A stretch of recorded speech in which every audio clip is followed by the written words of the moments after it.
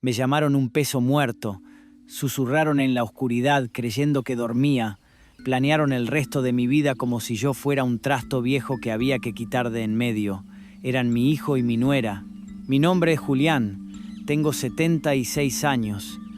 He pasado mi vida construyendo barcos y construí un futuro para él. Pero nunca pensé que, a mi edad, tendría que construir mi último barco, un plan de venganza perfecto. No saben nada. No conocen los secretos que he guardado durante décadas. No saben que el padre anciano al que desprecian tiene en realidad el destino de ellos en la palma de su mano. Esta no es la historia de un pobre viejo. Es la historia de un muro de silencio que está a punto de derrumbarse. Y querrás estar aquí para presenciarlo. Ahora pregúntate, ¿qué harías cuando el amor se convierte en desprecio y el silencio en el arma más letal? Mi nombre es Julián y tengo 76 años. Mis manos, que un día fueron capaces de domar la madera de roble y castaño para dar forma al esqueleto de los barcos que faenaban en el Cantábrico, hoy tiemblan ligeramente al sostener la taza de café por la mañana.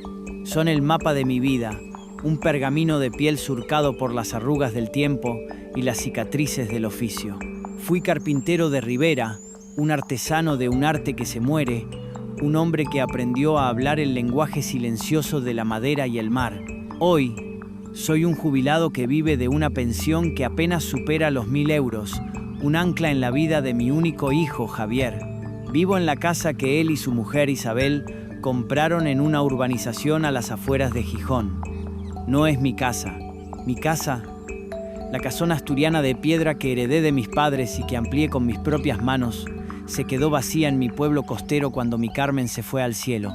No puedes quedarte solo, papá, me dijo Javier después del entierro, con una sinceridad que entonces me pareció conmovedora. Vente con nosotros, hay sitio de sobra. Y yo, con el alma rota por la ausencia y el corazón crédulo de un padre, acepté. Vendí algunos aperos, cerré el taller que olía a salitre y a barniz y me trasladé a su mundo de pladur, césped artificial y silencios incómodos. Al principio intenté ser útil. Me encargaba del pequeño jardín, podaba los rosales con el mismo mimo con el que antes calafateaba un barco, arreglaba un grifo que goteaba, una puerta que chirriaba, me sentaba con mi nieto, Mateo, un chaval de 10 años con los ojos curiosos de su abuela, y le construía pequeños barcos de madera contándole historias de balleneros y galernas. En esos momentos sentía que aún tenía un lugar en el mundo, pero poco a poco empecé a notar las grietas, grietas invisibles en las paredes de la convivencia que se iban abriendo con cada día que pasaba. Isabel, mi nuera, una mujer elegante de Oviedo, nunca vio con buenos ojos mis manos callosas ni mis botas manchadas de tierra. Su amabilidad era una fina capa de barniz sobre una madera de desprecio. Eran detalles, pequeñas humillaciones cotidianas que se clavan más hondo que una estaca. Si me sentaba en el sofá del salón, ella pasaba un paño disimuladamente después de que me levantara. Si dejaba mi taza de café en la mesita, la recogía al instante con un suspiro de fastidio. «Papá, por favor, no ponga los pies en la mesa, que es de diseño italiano», me decía con una sonrisa que era una mueca. Javier, mi hijo, el arquitecto que diseñaba edificios impersonales en un ordenador, parecía haber olvidado cómo se construía una relación con las manos. Siempre estaba ocupado, estresado, ausente. Las conversaciones se limitaban a monosílabos. ¿Has tomado la pastilla de la tensión, papá? Sí, hijo. ¿Necesitas algo? No, hijo. El diálogo entre nosotros se había reducido a un parte médico, a una lista de necesidades básicas. El padre que le enseñó a leer las mareas y a respetar el mar se había convertido en un inquilino anciano al que había que gestionar. Me fui encogiendo, haciéndome pequeño para no molestar. Dejé de sentarme en el salón, prefería el taburete de la cocina. Dejé de contar mis historias, porque notaba cómo sus miradas se perdían en el móvil. Me convertí en un fantasma en su casa, un mueble viejo que se tolera por obligación, pero que ya no encaja en la decoración. La única conexión real que me quedaba era Mateo. Él se escapaba a mi cuarto, un pequeño dormitorio en la planta de abajo que olía a cerrado y a naftalina. Abuelo, ¿Es verdad que una vez luchaste contra un pulpo gigante?, me preguntaba, y sus ojos se abrían de par en par. Y yo, por un instante, volví a ser el hombre fuerte que fui, el héroe de las historias de mi nieto. Pero incluso eso empezó a cambiar. Isabel comenzó a limitar sus visitas. Mateo, deja tranquilo al abuelo, que tiene que descansar. Mateo, no molestes al abuelo con tus fantasías. Estaban construyendo un muro de silencio a mi alrededor, ladrillo a ladrillo, y yo no sabía cómo derribarlo. La gota que colmó el vaso, el golpe de mar que hizo zozobrar mi paciencia, llegó una noche de martes. No fue un grito, no fue una discusión, fue peor, fue un susurro en la oscuridad, unas palabras que no estaban destinadas a mis oídos, pero que me encontraron con la precisión de un arpón. Yo me había levantado a por un vaso de agua. La casa estaba en penumbra. Al pasar por delante de la puerta entreabierta de su dormitorio, los oí hablar. La voz de Isabel era un cuchicheo tenso. No lo sé, Javier, cada día está más torpe. El otro día casi provoca un incendio en la cocina por dejarse una sartén en el fuego. Y la factura de la farmacia este mes es una locura. No podemos seguir así. Hubo una pausa. Esperé, con el corazón en un puño, a que mi hijo me defendiera, a que dijera es mi padre Isabel, le debemos todo. Pero lo que escuché fue el sonido de mi mundo derrumbándose. Lo sé, cariño, lo sé, respondió Javier, con una voz cargada de un cansancio infinito. Pero, ¿qué quieres que haga? Es mi padre. Tu padre, replicó ella, y su voz se afiló. Se ha convertido en un peso muerto, Javier, un ancla que nos impide avanzar. O encontramos una solución, o nos hundirá con él. Un peso muerto. Me quedé inmóvil en el pasillo, el vaso de agua temblando en mi mano. No sentí dolor, sentí un frío glacial, una claridad terrible. Era como si, tras una vida navegando en la niebla de la esperanza, de repente el cielo se despejara y viera la costa rocosa contra la que estaba a punto de estrellarme. Un peso muerto. Eso era yo para ellos. Volví a mi cuarto sin hacer ruido. No bebí el agua. Me senté en el borde de la cama y me quedé mirando la oscuridad. Ya no había nada que salvar. Ya no había malentendidos que aclarar. La verdad había sido pronunciada, y en esa verdad, en esa condena, encontré una extraña liberación. Porque cuando lo has perdido todo, ya no tienes nada que temer. Esa noche, el viejo carpintero de Rivera, el hombre que había aguantado en silencio, decidió que era hora de construir su último barco, el arca de su propia dignidad, y para ello iba a utilizar una madera que ellos desconocían, una madera noble y secreta que yo había guardado durante décadas para una ocasión como esta. La mañana siguiente amaneció gris y lluviosa, un reflejo perfecto del paisaje de mi alma. Sin embargo, por dentro, la tormenta de la noche anterior había dado paso a una calma extraña, una serenidad fría y decidida. Me levanté, me vestí con la misma rutina de siempre, pero algo en mis movimientos había cambiado. Ya no caminaba de puntillas para no molestar. Mis pasos, aunque lentos, resonaban con una nueva firmeza sobre el suelo de parqué. En la cocina, la escena era la de siempre. Javier, con el ceño fruncido, leía las noticias económicas en su tableta. Isabel preparaba a toda prisa la mochila de Mateo, lanzando órdenes como un general antes de la batalla. Ninguno de los dos levantó la vista cuando entré. «Buenos días», dije, con una voz clara y sonora que los sobresaltó. Me miraron un instante, sorprendidos, antes de volver a sus quehaceres. Me preparé mi café y me senté a la mesa, no en mi rincón habitual, sino en la silla que solía ocupar Javier, en la cabecera. Fue un pequeño acto de rebelión, una declaración de intenciones silenciosa. Isabel me lanzó una mirada de reproche, pero no dijo nada. El ambiente estaba cargado, denso. Mientras sorbía el café amargo, mi mente trabajaba a una velocidad vertiginosa. Un peso muerto. La frase volvía una y otra vez, pero ya no me hería. Se había convertido en mi combustible. Empecé a repasar mi vida, no con nostalgia, sino con la precisión de un contable haciendo inventario.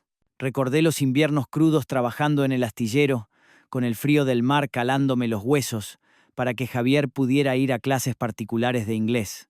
Recordé la vez que vendí mi pequeña barca de pesca, mi único capricho, mi refugio, para pagar la matrícula de su primer año de arquitectura en la universidad privada.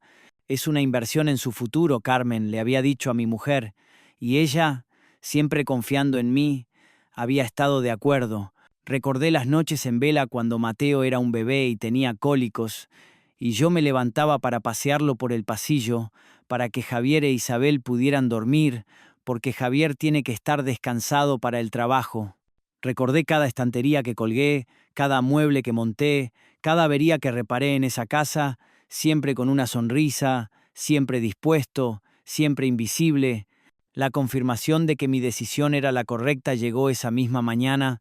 Después de que Javier y Mateo se fueran, me quedé en la cocina mientras Isabel hablaba por teléfono con su madre. Pensando que yo estaba en el jardín, no bajó la voz. Sí, mamá, cada día peor. Anoche se tropezó en el pasillo y casi se cae. ¡Qué susto! Yo no sé cuánto tiempo más vamos a poder aguantar esta situación. Javier dice que es su padre, pero es que no se da cuenta del lastre que supone. No, no tenemos ayuda. Con su pensión, si apenas le llega para sus cosas, vivimos prácticamente de lo que gana Javier. Sí, tenemos que buscar una solución, una residencia o algo. Un lugar donde esté atendido y sobre todo donde no sea un peligro para sí mismo ni para nosotros. Un lastre, un peligro. Escuché cada palabra apoyado en el marco de la puerta sin que ella me viera. No sentí nada. Era como si estuviera escuchando el diagnóstico de una enfermedad ajena. La mujer que compartía la vida con mi hijo, la madre de mi nieto, me veía como un objeto defectuoso del que había que deshacerse. Cuando colgó, entré en la cocina. Se sobresaltó al verme. ¿Llevas mucho tiempo ahí?, preguntó, nerviosa. ¿El suficiente?, respondí con calma. No te preocupes, Isabel. He entendido perfectamente el mensaje. Y sí, tenéis razón, hay que buscar una solución. Me di la vuelta y salí de la casa. Necesitaba aire, necesitaba el mar. Caminé sin rumbo por las calles de la urbanización, con la lluvia fina, el orbayú asturiano, mojándome la cara. No sentía el frío. Por dentro ardía una hoguera. Llegué hasta el paseo marítimo.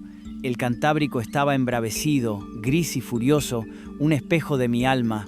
Me senté en un banco, de cara al oleaje, y dejé que el sonido de las olas rompiendo contra las rocas limpiara mi mente. Y entonces tomé la decisión final. Mi as en la manga no era solo un documento, era una filosofía de vida. Durante años, mientras trabajaba en el astillero, no solo aprendí a trabajar la madera, aprendí de los viejos armadores, hombres sabios y callados, que la mejor madera no es la que más brilla, sino la que tiene las vetas más profundas y resistentes, y que la verdadera fortaleza no está en la apariencia, sino en la estructura interna. Con esa filosofía había gestionado mi vida. Cuando vendí la casona de mis padres en el pueblo, después de que Carmen falleciera, no le dije a Javier el precio real de la venta. Era una suma considerable, fruto de la revalorización de la tierra. Le di una parte, una cantidad generosa para ayudarle con la hipoteca de su nueva casa. Es lo que he podido sacar, hijo, le dije. El resto, la mayor parte, lo invertí, no en bolsa ni en fondos de riesgo. Invertí en lo que conocía, en la tierra y en el trabajo bien hecho. Con la ayuda de un viejo amigo notario, compré a bajo precio varias fincas pequeñas de eucaliptos en el interior de Asturias, terrenos que nadie quería, pero que yo sabía que, con el tiempo y la creciente demanda de madera, se convertirían en un tesoro. Además, invertí en un pequeño taller de carpintería artesanal en Luanco, ayudando a 2 jóvenes a empezar su negocio, no como un regalo, sino como un socio capitalista silencioso. Nadie sabía de esto. Para mi familia, yo era Julián, el jubilado de la pensión de 1000 euros, un hombre anclado en el pasado. No tenían ni idea de que, en silencio, yo había estado construyendo un futuro sólido, un imperio a mi pequeña escala. Con el plan perfectamente trazado en mi mente, me levanté del banco. La lluvia había cesado y un tímido rayo de sol se abría paso entre las nubes. Era una señal. Volví a casa. Isabel ya no estaba. Había dejado una nota en la nevera. He llevado a Mateo a casa de mi madre. Volveré por la noche. Tenía la casa para mí solo. Fui a mi cuarto.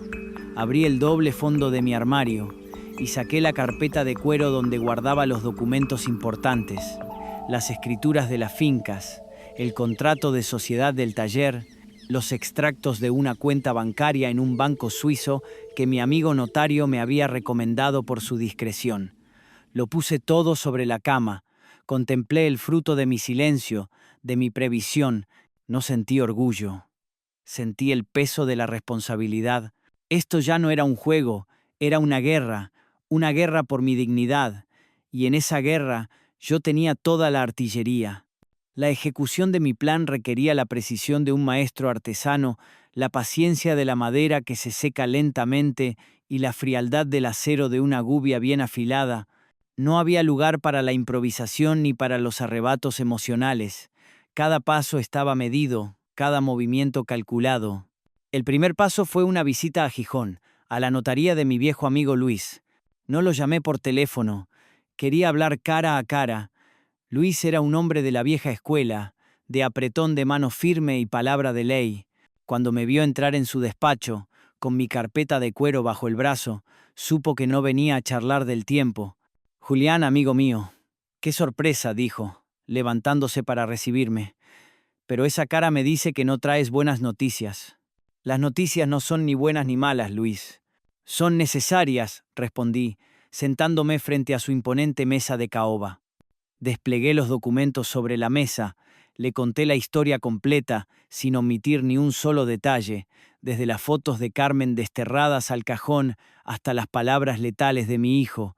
Luis escuchaba en silencio, sus dedos entrelazados sobre la mesa, su expresión endureciéndose con cada palabra que yo pronunciaba. Cuando terminé, se reclinó en su sillón y soltó un largo suspiro. «Hay que ser muy miserable», dijo en voz baja, «más para sí mismo que para mí. Hay que tener el alma muy podrida para tratar así a un padre. Pero no te preocupes, Julián, para eso está la ley, para poner a cada uno en su sitio». Pasamos toda la mañana trabajando.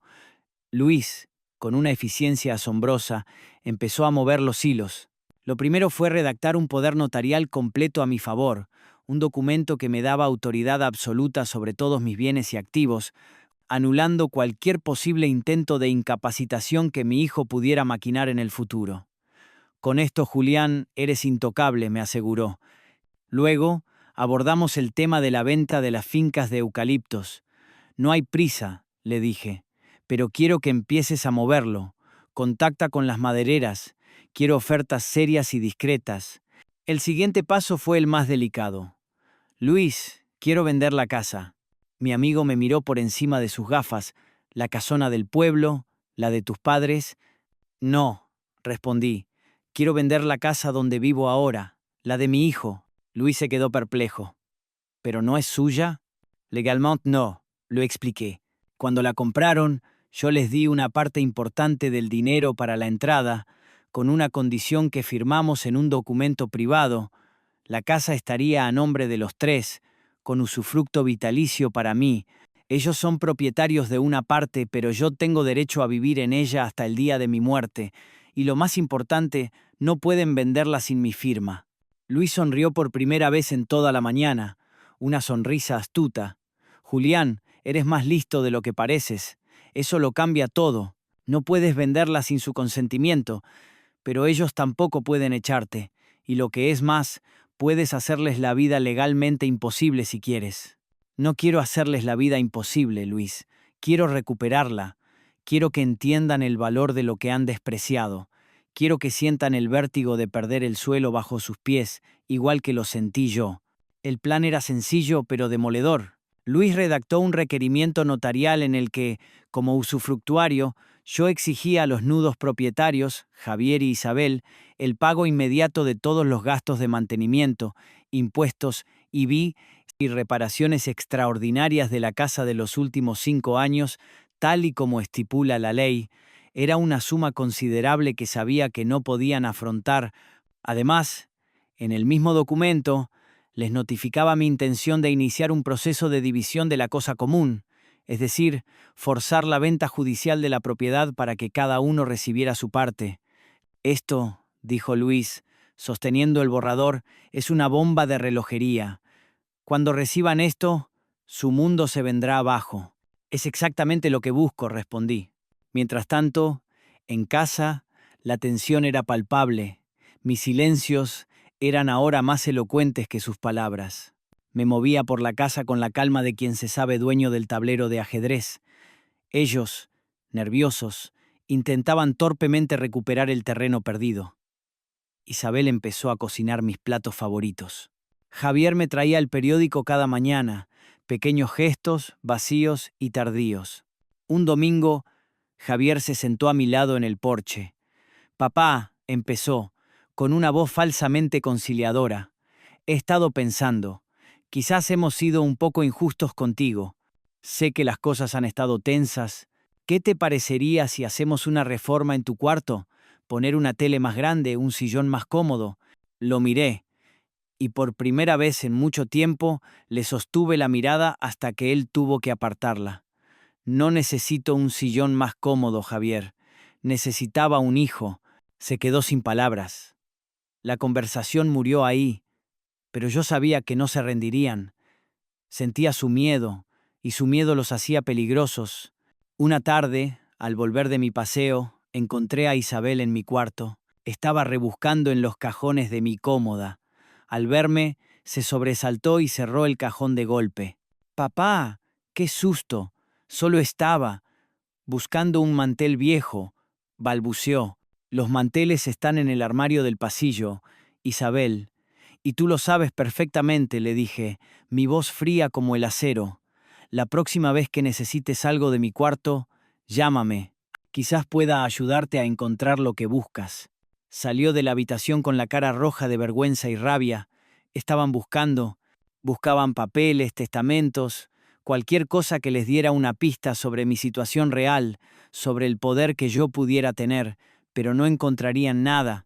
Todo estaba a buen recaudo en la caja fuerte de la notaría de Luis. El día que el mensajero entregó el requerimiento notarial, yo estaba en mi cuarto, leyendo. Escuché el timbre, la voz de Javier firmando el recibo, el sonido del sobre al abrirse. Luego, un silencio sepulcral, seguido de un grito ahogado de Isabel. «Javier, ¿qué es esto?» No puede ser. Se encerraron en su despacho. Durante horas, solo escuché el murmullo de sus voces alteradas, una discusión que iba subiendo de tono, llena de reproches y acusaciones mutuas. Te dije que tu padre no era tonto. ¿Y tú qué? ¿Tú fuiste la que empezó todo? Esa noche, nadie cenó. La casa estaba sumida en una oscuridad tensa. Yo me preparé una tortilla francesa y cené en la cocina, en paz. Sabía que la bomba había estallado. Ahora solo tenía que esperar a que la onda expansiva hiciera su trabajo. La explosión del requerimiento notarial dejó un cráter en la frágil estructura de su matrimonio. Los días que siguieron fueron un espectáculo de desesperación y caos. Javier e Isabel pasaron de la incredulidad a la furia y de la furia al pánico. Sus discusiones ya no eran susurros a puerta cerrada, sino gritos que resonaban por toda la casa. Se culpaban mutuamente, se lanzaban reproches como si fueran piedras. «Todo esto es por tu culpa», le gritaba Javier a Isabel, «por tu obsesión con el dinero, por no soportar a mi padre». «¿Mi culpa?», respondía ella, con la voz rota por la histeria. «Fue tu idea traerlo aquí, y fuiste tú el que no tuvo el valor de pararle los pies a tiempo. Tu padre, tu problema». Yo los escuchaba desde la calma de mi cuarto. No con satisfacción, sino con una profunda tristeza. Estaba presenciando el derrumbe de la familia que mi hijo había intentado construir sobre cimientos de conveniencia y desprecio. Intentaron contactar con Luis, mi notario, pero él, fiel a su palabra, se negó a darles cualquier tipo de información. Mis conversaciones con mi cliente, don Julián, son confidenciales, les respondía con una frialdad profesional que los desquiciaba. Desesperados, contrataron a su propio abogado, un joven ambicioso de la capital. Pero después de estudiar el caso, su veredicto fue el mismo que el del abogado del pueblo. Legalmente están atrapados. Su única opción es negociar con su padre. Y entonces comenzó la segunda fase de su estrategia, la ofensiva del arrepentimiento. Una noche, Javier llamó a la puerta de mi cuarto. Tenía los ojos rojos y la apariencia de no haber dormido en días. «Papá, ¿podemos hablar?», me dijo, con una humildad que nunca le había visto. «Lo dejé pasar». Se sentó en la silla junto a mi cama, la misma donde Carmen se sentaba a leerme el periódico por las mañanas. «Papá, lo siento», empezó. «Sé que he sido un mal hijo, he sido un egoísta, un cobarde. He dejado que las presiones del trabajo y del dinero me cegaran. Te he fallado, te hemos fallado». Sus palabras sonaban sinceras.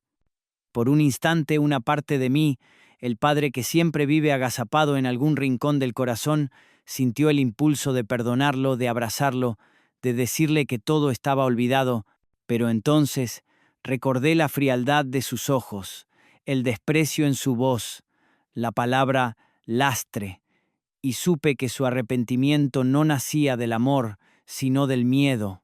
«¿Por qué ahora, Javier?», le pregunté, mi voz tranquila pero incisiva. «¿Por qué no te diste cuenta de todo esto hace un mes o hace un año? ¿Es el cariño lo que te trae aquí o es el miedo a perder esta casa?». Se quedó sin respuesta. Su silencio fue la confesión más elocuente. «Papá, podemos arreglarlo», insistió. «Retira la demanda. Nos haremos cargo de todos los gastos. Lo prometo. Volveremos a ser una familia». «No, Javier», le dije, y sentí una fuerza en mis palabras que venía de lo más profundo de mi ser. «Ya no podemos volver a ser la familia que éramos, porque esa familia estaba construida sobre mi silencio y vuestra comodidad, y yo ya no estoy dispuesto a callar. La demanda sigue adelante, la casa se venderá, y cada uno recibirá lo que le corresponde por ley. Es lo justo». Se fue de mi cuarto derrotado. Al día siguiente fue el turno de Isabel. Intentó una táctica diferente, las lágrimas y la victimización. «Julián, por favor», me suplicó llorando, «piense en Mateo. ¿Va a dejar a su propio nieto sin un techo estable? ¿Qué clase de abuelo hace eso?». «El mismo abuelo, Isabel», le respondí, mirándola sin pestañear, «al que tú y tu marido le habéis enseñado a ese niño que no valía nada. No te preocupes por Mateo. Su futuro está más que asegurado. Preocúpate por el tuyo». La venta de las fincas de eucaliptos se cerró en un tiempo récord. Las madereras, con la creciente demanda, pagaron una suma que superó todas mis expectativas. El dinero fue transferido a mi cuenta en Suiza, lejos de cualquier posible embargo o reclamación. Me convertí, en el más absoluto de los secretos, en un hombre rico. Con esa nueva fortaleza económica, di el siguiente paso. A través de Luis, hice una oferta a Javier e Isabel, les compraba su parte de la casa por un precio ligeramente superior al de mercado. Era una oferta generosa. Una salida dignifica que les permitiría empezar de nuevo sin deudas. Su abogado les aconsejó aceptar. Era su única salida. A regañadientes firmaron. El día de la firma en la notaría fue tenso. No cruzamos una sola palabra. Yo firmé el cheque, ellos firmaron la cesión de su propiedad. Cuando todo terminó, me convertí en el único y absoluto propietario de la casa. Les di un plazo de 15 días para que se marcharan. El mismo día que firmamos, empecé a buscar un nuevo hogar para mí. No quería quedarme en esa casa, estaba demasiado impregnada de malos recuerdos. Quería empezar de cero. Encontré lo que buscaba en un pequeño pueblo de pescadores Cudillero, una casita de piedra, colgada sobre el mar, con ventanas azules y un pequeño balcón donde se podía oler el salitre. Era pequeña, humilde, pero tenía alma. La compré al contado. El día de su mudanza, yo no estuve presente. Me fui a pasar el día a mi casona del pueblo, la de mis padres. Cuando volví por la noche, la casa estaba vacía. Se habían llevado sus muebles, sus ropas, sus vidas, pero habían dejado atrás un silencio diferente, un silencio limpio. Esa noche, dormí en mi viejo cuarto por última vez. A la mañana siguiente, un camión de mudanzas vino a recoger mis pocas pertenencias, mis herramientas, mis libros, las fotos de Carmen, la mecedora de mi madre. Antes de irme, Caminé por la casa vacía. Cada habitación era un eco de una vida pasada. En la pared del salón aún se notaba la marca del cuadro que Isabel había colgado. En el suelo de la cocina, una mancha de grasa recordaba 1000 comidas solitarias. Salí al patio. El sol de la mañana iluminaba el viejo olivo. Me acerqué y apoyé la mano en su tronco, como despidiéndome de un viejo amigo. «Nos vamos, compañero», le susurré, «a un lugar donde nos respeten». Cerré la puerta de la casa por última vez, sin mirar atrás. Puse un cartel de ese vende en la verja. El golpe de mar había pasado, y yo, el viejo carpintero de Rivera, había sobrevivido a la tormenta. Navegaba ahora hacia aguas más tranquilas, hacia un nuevo puerto al que llamar hogar. La vida en Cudillero fue como aprender a respirar de nuevo. Mi nueva casa, una casita de pescadores de apenas 50 metros cuadrados, estaba colgada en la ladera del pueblo, con un pequeño balcón que era un palco de honor sobre el puerto y el mar Cantábrico. Cada mañana me despertaba el graznido de las gaviotas y el murmullo de los barcos saliendo a faenar. El aire olía a sal, a redes y a café recién hecho del pequeño bar de abajo. Era un mundo diferente, un mundo real, donde la gente se saludaba por su nombre y el tiempo lo marcaban las mareas, no las reuniones por videoconferencia. Los primeros meses los dediqué a hacer mía la casa. Con la paciencia de un artesano, lijé y barnicé las viejas vigas de madera, pinté las paredes de un blanco que atrapaba la luz del mar y construí con mis propias manos una pequeña estantería para mis libros y las fotos de Carmen. Convertí el pequeño balcón en mi santuario.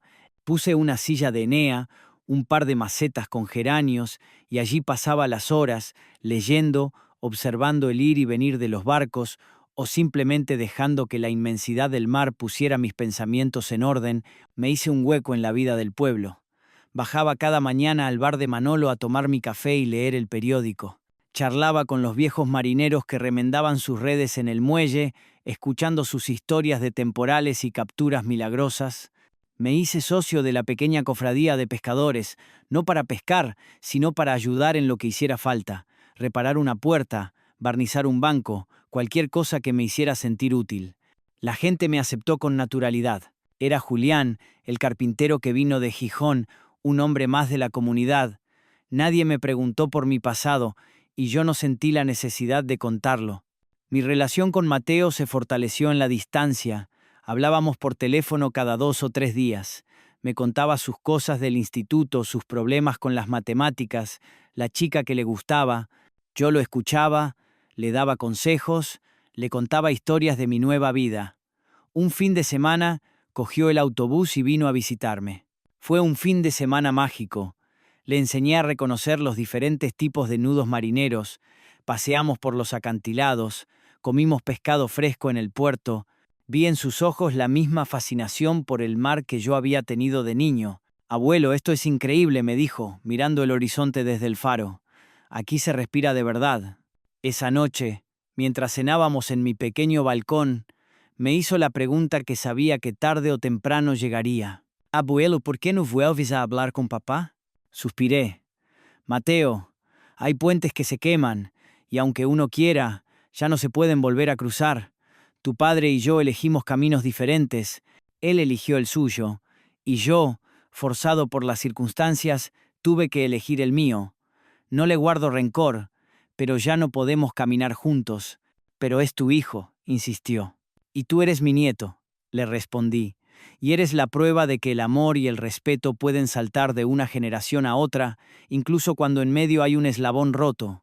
Y eso, para mí, es suficiente». Mientras tanto, las noticias de mi antigua vida me llegaban a través de Luis, mi notario. La casa de Gijón se vendió rápidamente a una joven pareja de médicos que buscaba tranquilidad. El dinero de la venta, sumado al de las fincas, lo invertí en un fondo conservador que me aseguraba una vejez sin ninguna preocupación económica. También supe por Luis que Javier e Isabel se habían divorciado. Al parecer, sin la comodidad de la casa y con las presiones económicas, su relación, que nunca fue sólida, se desmoronó. Isabel volvió a casa de sus padres en Oviedo, y Javier se encontró solo, en un pequeño piso de alquiler, enfrentándose a las consecuencias de sus decisiones. Un día, recibí una carta. La letra, torpe y casi infantil, era la suya. La abrí con una extraña mezcla de curiosidad y cansancio. No era una carta de disculpa, no al menos de la forma que uno esperaría. Era un relato desordenado de su caída. Me contaba que había perdido su trabajo, que estaba haciendo chapuzas para sobrevivir, que se sentía perdido. Y al final, una frase. Ahora entiendo lo que es empezar de cero. Y ahora entiendo el valor de todo lo que tú construiste y lo que yo destruí. No respondí a la carta. No hacía falta. La guardé en la misma caja donde guardaba las fotos de Carmen, no como un trofeo, sino como el epílogo de una historia triste. Mi vida en Cudillero, sin embargo, era todo lo contrario. A través de mis amigos de la cofradía, me involucré en un proyecto para restaurar una vieja lancha de madera, una de las últimas que quedaban en el puerto. El taller se convirtió en mi segundo hogar. Volví a sentir el olor de la madera, el placer de dar forma a una cuaderna, la satisfacción de ver cómo, poco a poco, el viejo esqueleto de la lancha recuperaba su antigua belleza. Fue en ese taller donde conocí a Elena, la viuda del farero. Era una mujer de mi edad, con el pelo blanco recogido en un moño y unos ojos azules que habían visto muchas mareas. Venía cada tarde a traernos café y a charlar un rato. Era una mujer culta, lectora, con una conversación que me fascinaba. Hablamos de libros, de música, de la vida. Descubrí que después de tantos años de silencio, todavía tenía mucho que decir. Nuestra amistad se fue cociendo a fuego lento, como un buen guiso marinero. Empezamos a dar largos paseos por la playa al atardecer, a cenar juntos en las pequeñas tabernas del puerto, a compartir silencios que eran más elocuentes que las palabras. Con Elena descubrí que el amor no tiene edad y que el corazón, aunque esté lleno de cicatrices, siempre está dispuesto a volver a latir con fuerza si encuentra el motivo adecuado. Un día, sentado con ella en mi balcón, mirando cómo el sol se hundía en el mar, le conté toda mi historia. Me escuchó sin juzgar, con una empatía que me desarmó. Cuando terminé, me tomó la mano. Julián, me dijo, has sido un hombre valiente, no por construir barcos, sino por haber tenido el valor de reconstruirte a ti mismo. Y en ese momento, con mi mano en la suya y el mar como testigo, supe que había llegado a mi puerto definitivo. El tiempo en Cudillero transcurría con la calma de la marea, un ciclo sereno de días que se sucedían sin sobresaltos. Mi relación con Elena se consolidó, convirtiéndose en un compañerismo sólido y tierno, un refugio para dos almas que habían conocido la soledad. No nos casamos, no nos hacía falta. Éramos simplemente dos viejos que se cuidaban y se hacían reír, y eso era más que suficiente. Mateo se convirtió en un visitante asiduo. Cada vez que tenía un puente o vacaciones, cogía el alza y se plantaba en mi puerta. Nuestra relación se hizo profunda, una mezcla de abuelo, maestro y amigo. Le enseñé los secretos de la carpintería de Rivera en el taller de la cofradía. Sus manos, al principio torpes, fueron adquiriendo la destreza y el respeto por la madera. Descubrí que tenía un talento natural, una intuición para las formas y los ensamblajes. Abuelo, cuando termine el bachillerato, quiero estudiar para ser ebanista, me dijo un día, con la cara llena de serrín y los ojos brillantes de entusiasmo. Quiero construir cosas con las manos, cosas que duren, como tú. Ese día sentí que mi legado estaba completo. No se trataba de las fincas, ni del dinero, ni siquiera de la casona que ahora habitaba otra familia. Mi verdadero legado era esa pasión por el trabajo bien hecho, por la nobleza de la materia, que había logrado transmitir a mi nieto. Era la prueba de que, a pesar del eslabón roto, la cadena de nuestra estirpe continuaba. Decidí que era el momento de dar el último paso en mi plan. Llamé a Luis, mi notario, y le di nuevas instrucciones. El testamento que había redactado años atrás, en un momento de dolor y justicia, ya no reflejaba mi realidad. Luis, le dije por teléfono, quiero cambiarlo todo de nuevo. El nuevo y definitivo testamento era un reflejo de mi nueva vida. Una parte importante de mi fortuna la dejaba para asegurar el futuro de Elena, para que nunca tuviera que preocuparse por nada. Otra parte, la más sustancial, iba destinada a crear la Fundación Carmen y Julián de la Rivera. Su objetivo sería doble. Por un lado, conceder becas a jóvenes sin recursos que quisieran aprender oficios artesanales en vías de extinción, como la carpintería de Ribera, la forja o la cestería. Por otro, financiar la restauración y el mantenimiento del patrimonio marítimo de la costa asturiana. Para Mateo, mi nieto dejaba el taller de carpintería de Luanco, del que yo seguía siendo socio, y un fondo fiduciario para que pudiera montar su propio taller de ebanistería al terminar sus estudios. Era mi forma de darle las herramientas para que construyera su propio futuro. ¿Y para Javier, tu hijo?, me preguntó Luis con delicadeza. Suspiré. Para Javier, dije, y tuve que hacer una pausa. Para Javier, le dejo mi perdón. Y una cosa más, le expliqué a Luis mi última voluntad. No era dinero, era algo mucho más valioso y a la vez mucho más doloroso. Un año después, mi salud empezó a flaquear. El viejo motor, después de casi 80 años de funcionamiento ininterrumpido, empezaba a dar señales de agotamiento. Lo afronté con la misma serenidad con la que había afrontado el resto de mi vida. Pasé mis últimos meses en mi casita de Cudillero, cuidado por Elena y Mateo, que decidió aplazar un año su entrada en la Escuela de Artes y Oficios para estar conmigo.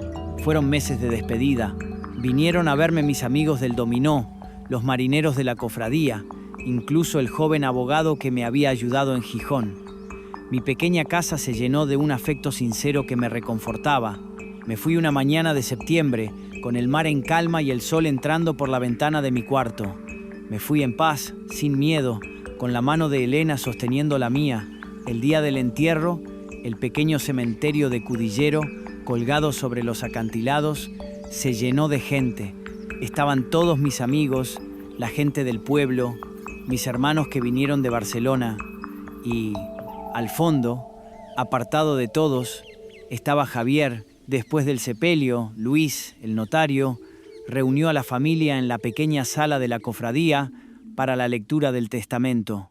Cuando terminó de leer las disposiciones sobre Elena, Mateo y la fundación, Javier, que esperaba al menos una mención, se quedó con la cara desencajada y para mí preguntó en un susurro, ¿no hay nada para mí? Sí, Javier, respondió Luis, mirándolo con seriedad. Hay algo más, la última voluntad de tu padre. Luis sacó una pequeña caja de madera de su maletín, una caja que yo mismo había tallado en mis últimos días. Se la entregó a Javier. Tu padre me pidió que te diera esto y que te leyera lo que escribió para ti en una carta. Javier abrió la caja. Dentro solo había una cosa, la vieja brújula de latón que mi padre me había regalado, la misma que yo usaba en mi barca, la misma con la que le enseñé a Javier a orientarse en el mar cuando era un niño. Luis, con la voz solemne, leyó mi carta. Querido hijo, si estás leyendo esto, significa que yo ya no estoy. Me voy en paz, y espero que tú también puedas encontrarla algún día. No te dejo dinero ni propiedades, porque aprendí, de la forma más dura, que esas cosas a veces nos hacen perder el norte. Por eso, te dejo lo único que de verdad importa, lo único que un padre puede legar a un hijo, una brújula. Esta brújula me la dio tu abuelo. Me enseñó a no perderme en el mar, pero sobre todo a no perderme en la vida. A saber siempre dónde está el norte de la honestidad, del trabajo, del respeto. Durante un tiempo, hijo, perdiste el norte. Te dejaste llevar por otras corrientes, por otros vientos. Olvidaste quién eras y de dónde venías. Mi deseo más profundo es que esta brújula te ayude a encontrar el camino de vuelta. No hacia mí, sino hacia ti mismo, hacia el hombre bueno y noble que sé que todavía llevas dentro. Ese es mi único y verdadero legado para ti. Con el amor que nunca muere, tu padre Julián. Cuentan que Javier se quedó mucho rato en silencio, con la brújula en la mano, sus lágrimas cayendo sobre la madera de la caja. Nadie sabe si finalmente encontró su norte, pero yo, desde donde estoy, veo a mi nieto Mateo en su taller, convirtiendo un trozo de madera en algo hermoso y útil. Veo a jóvenes aprendiendo un oficio gracias a la fundación. Veo a Elena paseando por la playa, sonriendo al recordar nuestros días juntos. Y entiendo que un hombre no es lo que acumula, sino lo que construye. Y yo, el viejo carpintero de Rivera, construí una vida, y eso, al final, es lo único que importa, y así, la historia de Julián no termina con una venganza ruidosa, sino con la paz del romper de las olas y el olor a madera nueva en un pequeño taller de carpintería junto al mar. Él no destruyó la vida de su hijo, simplemente se negó a permitir que su hijo continuara destruyendo la suya. El legado que Julián le dejó a Javier no fue el vacío, sino una pregunta. La vieja brújula no señalaba el camino hacia un tesoro, sino el camino de regreso a uno mismo. Si Javier lograría o no reencontrar su norte moral, esa es una travesía que tendría que emprender por sí solo. Porque el verdadero legado de Julián no estaba en un testamento, sino en los actos de sus últimos años. Estaba en la sonrisa de Elena, en las manos hábiles de Mateo y en la esperanza de los jóvenes ayudados por su fundación benéfica. Demostró que el valor de una persona no se mide por lo que posee, sino por lo que construye y protege. Estuvo rodeado por un muro de silencio y desprecio, pero en lugar de dejarse aprisionar, usó ese mismo silencio para planificar y la determinación para derribarlo. Nos enseñó una lección de valor incalculable. El amor no significa un sufrimiento sin fin. El verdadero amor, ante todo, debe comenzar con el amor y el respeto por uno mismo